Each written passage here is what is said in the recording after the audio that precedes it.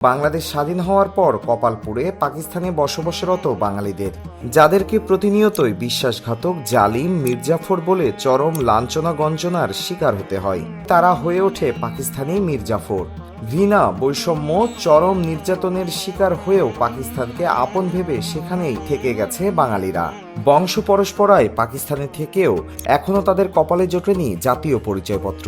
কাজ করতে হয় ওয়ার্ক পারমিট নিয়ে, সেটিও নিতে হয় ঘুষ দিয়ে।